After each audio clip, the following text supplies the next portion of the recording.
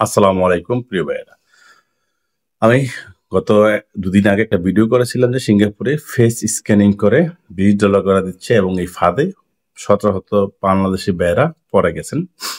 এবং এই ভিডিওটা করার পরে অনেক ভাই আমাকে ফিডব্যাক দিলেন, অনেক ভাই কল দিলেন তাদেরকে কিভাবে এই ফাঁদে ফেলেছে। অনেকটাই বলছে যে তাদেরকে পার্ট টাইম জব দিবে। পার্ট টাইম জব করতে হলে একটা আইডি কার্ড করতে হবে, সেই কারণে তাদের কাছ থেকে ফেস স্ক্যানিং করে নিচ্ছে।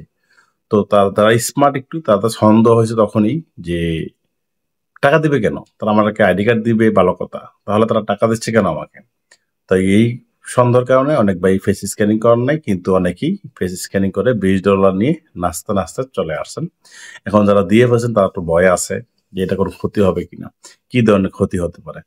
আসলে সিঙ্গাপুরে কিন্তু নতুন নিয়ম হয়েছে, আপনারা জানেন যে সিঙ্গাপুরে এই এয়ারপোর্টে অটো ইমিগ্রেশন হয়ে যাবে, আপনার ফেস স্ক্যানিং করে সেখান থেকে বের হয়ে যেতে পারবে। ফেস স্ক্যানিংটা খুবই ইম্পর্টেন্ট এবং ফিঙ্গারিং জিনিসটা, কারণ এইগুলো কারোর সাথে কারো মিল হয় না। মানুষের অন্য সব মিল থাকতে পারে, কিন্তু ফেস স্ক্যানিং বা ফিঙ্গারিং কারোর সাথে কারো কোনো মিল হবে না, কিছুটা তফাৎ থাকবেই। সে কারণে এটি আপনার একান্ত ব্যক্তিগত জিনিস। এগুলো নিয়ে প্রতারকরা বড় ধরনের জালিয়াতি করতে পারে, বড় ধরনের প্রতারণা করতে পারে।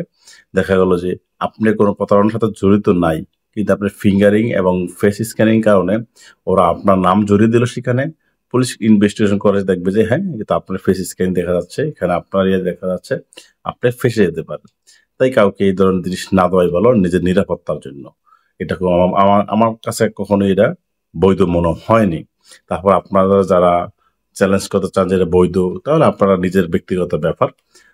তারপরেও আমি মনে করি এইসব জিনিস নিজের ফেস স্ক্যানিং করে $20 লোভে ফেস স্ক্যানিং করে দেওয়াটা মোটেও উচিত নয়। এটা আমার একান্ত ব্যক্তিগত ব্যাপার কথা। আপনারা যেটা স্মরণে রাখবেন, যারা দিয়ে ফেলেছেন তারা চিন্তা করবেন না, কারণ এটা যেহেতু অলরেডি অনেকে সচেতন হয়ে গেছে, অলরেডি সিঙ্গাপুর পুলিশকে জানানো হয়েছে। হয়তো খুব শীঘ্রই এই ব্যাপারে বড় ধরনের কোনো নিউজ পেতে পারেন। দেখা যাক কি হয়। সকলে ভালো থাকবেন। আসসালামু আলাইকুম।